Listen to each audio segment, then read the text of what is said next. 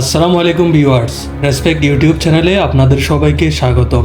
ওসমান বে নিজের বসতিতে বন্দী হওয়া এবং ইলবের শাসন দেখিয়ে কাহিনীকে কি আরও কমজোর করে দিবে? উলু খান তীর মেরে ওসমান বেকে জখম করতে পারবে কিনা? বনে জঙ্গলে ঘুরে বেড়ানো ওসমান বের খানদান কি শেষ পর্যন্ত ওসমান বেকে বাঁচাতে পারবে? ওসমান বের কোন গোপন প্ল্যান এখনও সামনে আসেনি? ইলবে কি গাদ্দার হয়েই মারা যাবে, নাকি তার উপর থেকে এখনও পর্দা ওঠা বাকি রয়েছে?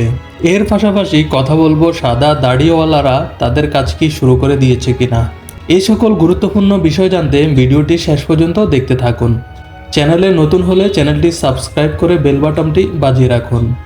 ভিডিওতে একটি লাইক দিয়ে চলুন ভিডিওটি শুরু করা যাক। কুরুলুস ওসমান সিরিজের বহুল প্রতীক্ষিত সেই পর্ব শেষ পর্যন্ত 2 সপ্তাহ পর প্রকাশ করে দিয়েছে। যে পর্বটি দেখার জন্য দর্শকদের অপেক্ষা যেন শেষই হচ্ছিল না। পুরাতন সকল কাহিনীকে ছাপিয়ে দর্শকদের চোখে পানি নিয়ে এসেছে। আমাদের হিরোকে মঙ্গলদের হাতে বন্দি দেখা অনেক কষ্টের ছিল। যেটাই হোক, কুরুলুস টিমের প্ল্যান সাকসেস হয়ে গেছে।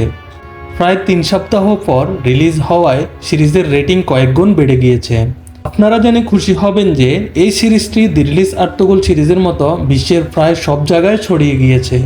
নতুন খবর অনুযায়ী কুরুলুস ওসমান সিরিজটি সাউথ কোরিয়া পর্যন্ত পৌঁছে গিয়েছে, যেখানে সিরিজটির রাইটস ইতিমধ্যে কিনে নেওয়া হয়েছে এবং 6 ফেব্রুয়ারি থেকে সিরিজটির প্রথম সিজন প্রকাশ করা হবে।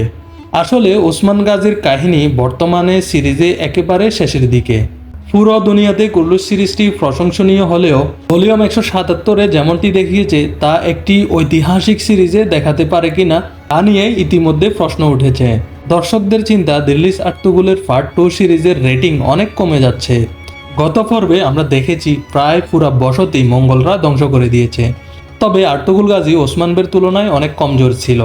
বর্তমানে ওসমান বে একটি সাম্রাজ্যের মালিক, তার রয়েছে সেনাবাহিনী, অনেক এলাকা জুড়ে তার হুকুম ইতিমধ্যে চলমান। আর্তুগল গাজীর সময় মঙ্গলরা অনেক শক্তিশালীও ছিল।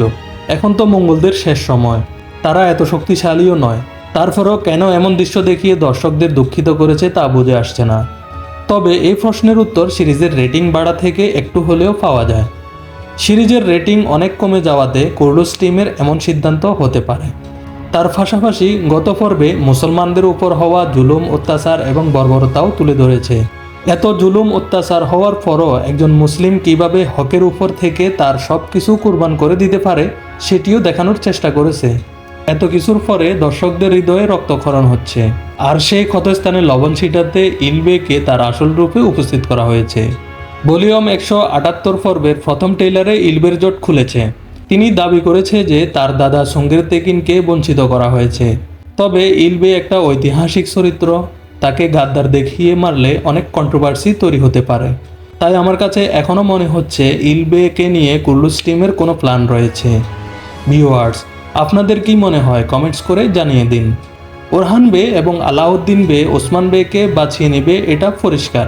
তবে বেগম খাতুন কি ওসমান বের হয়ে গুপ্তচর বৃত্তি করছে, নাকি আসলেই তিনি ইলবের সাথে হাত মেলাবে? এই বিষয়ে আগামী ভিডিওতে বিস্তারিত জানাবো। সেই পর্যন্ত ভালো থাকুন, সুস্থ থাকুন। দেখা হবে পরবর্তী ভিডিওতে। আল্লাহ হাফেজ।